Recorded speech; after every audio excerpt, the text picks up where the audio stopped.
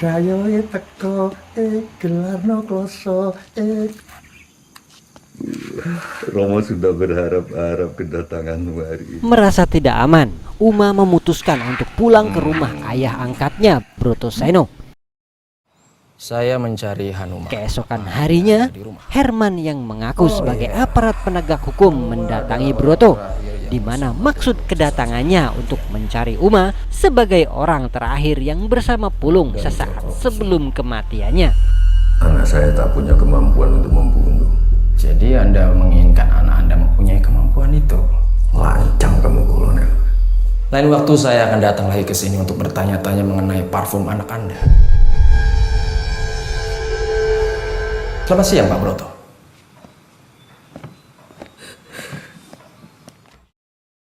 Mungkin Doro Bro. Kamu menyarankan Nyai Kenanga berharap agar majikannya berdamai dengan Brotoseno agar bisa menghindari hal-hal yang tak diinginkan. Namun Cokro Kusumo tetap menolak dengan sikap kerasnya. Selama aku dan Brotoseno masih hidup, panggilan kembar ini tidak akan bersatu. Tidak akan pernah.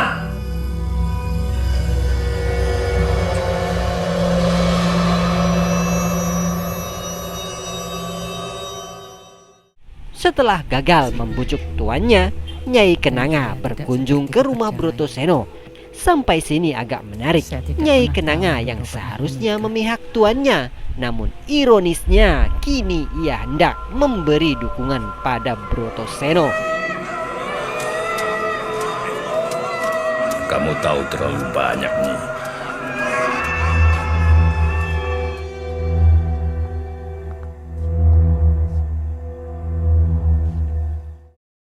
Suatu ketika, Brotoseno dengan maksud tertentu meninggalkan Uma.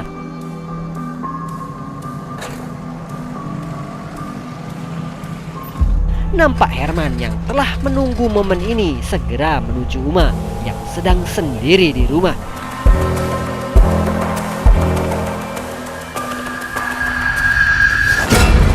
Hai Hanuma.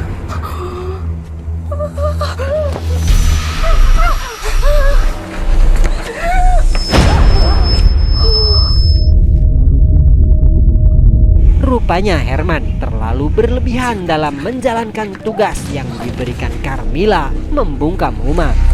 Tidak bunuh siapapun. Masalahnya, kamu tahu rahasia kami. Dengan inisiatifnya sendiri, Herman justru hendak menghabisi Uma.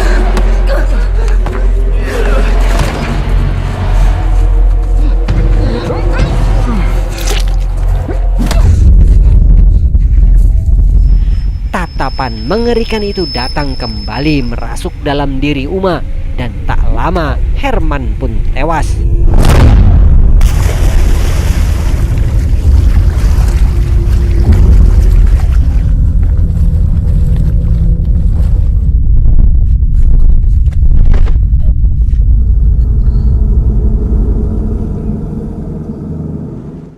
Beberapa saat Brotoseno kembali ke rumah.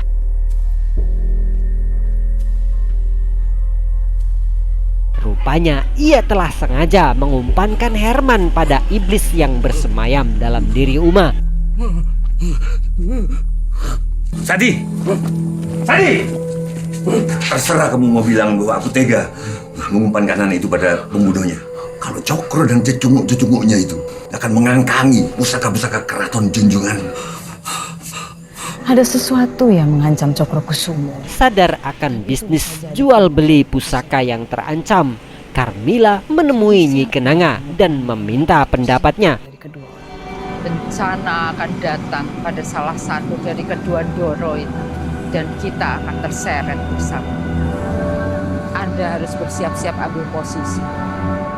Tibalah waktunya Brotoseno memulai rencana dengan cara menghasut Uma menceritakan kisah palsu terkait perselisihannya dengan Cokro Kusumo di masa lalu. Dan tak hanya itu, Broto juga berkata bahwa Cokro lah yang membunuh ibu Uma. Cokro Kusumo lah yang sebenarnya membunuh ibumu.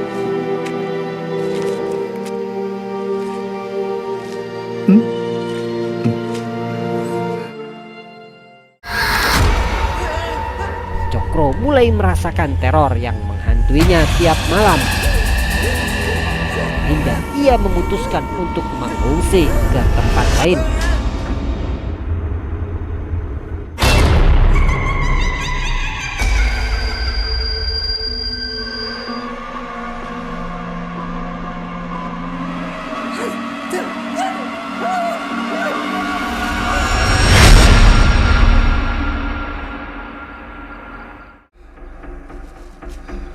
Akhirnya Uma memberanikan diri datang dan mengendap ke rumah Cokro untuk membalaskan dendam ibunya.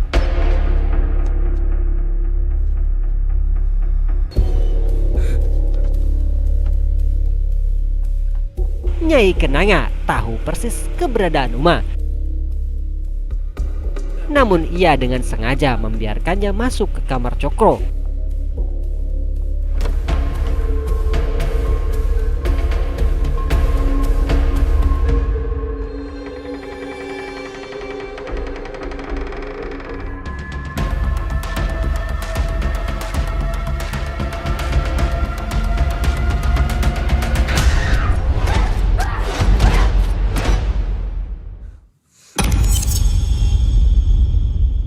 Singkat cerita, Uma dipulangkan ke rumah Broto oleh Nyi Kenanga. Kamu ingin kita bersekutu, Nyi? Cokrokusumo ketakutan dan menyingkir ke Sendang Kidul sebelum Uma datang. Saatnya kita bicara lebih jauh. Dari situlah Broto yakin bahwa Nyi Kenanga telah memihak padanya. Pengiluan kembar ini akhirnya akan bersatu. Di tempat ini, Nyi Kenanga merasakan derita Kanti. Doro menyiksanya. Aku melatihnya. Broto kembali dengan siasat memanfaatkan keras kepalanya Uma. Aku tidak setuju dengan segala bentuk balas dendam. Untuk apa kamu ngasih tahu Uma kalau Cokro sudah kembali ke rumahnya? Romo, aku yang memaksa. Aku harus balas dendam. Aku punya hak atas nasibku. Berbekal sebuah keris, ronde terakhir pun segera dimulai. Doro sangat paham bagaimana cara memanfaatkan keras kepalanya Uma. Sebelum menyelesaikan urusan, Uma berziarah ke makam ibunya, Kanti. Kebetulan ia bertemu Sadi. Uma memang belum mengenal sosok Sadi, maka Sadi berusaha mengenalkan dirinya bahwa ialah yang telah merawat ibunya, Kanti. Siapa Bapak?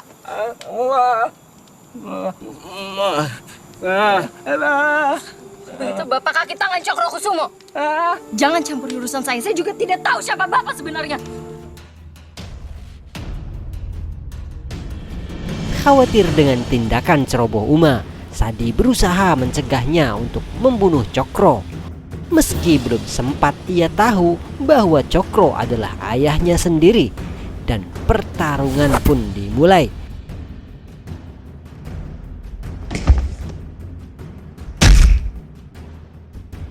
Singkat saja, Uma berhasil menemukan Cokro, kemudian hendak menghujamkan kerisnya. Dengan sigap, Cokro menepis dan membuang keris tersebut.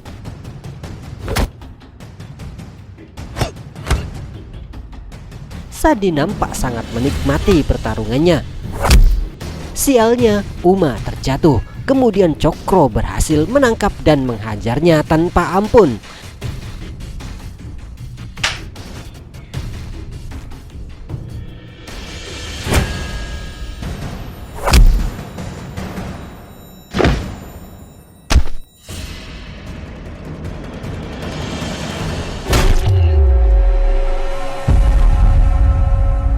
Dan mereka berdua pun tumbang tak berdaya.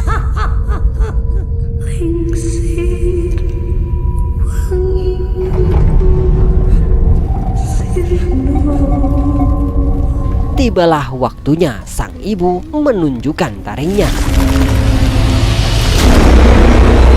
Keluar dari dalam cermin mistik Pengilon Kembar.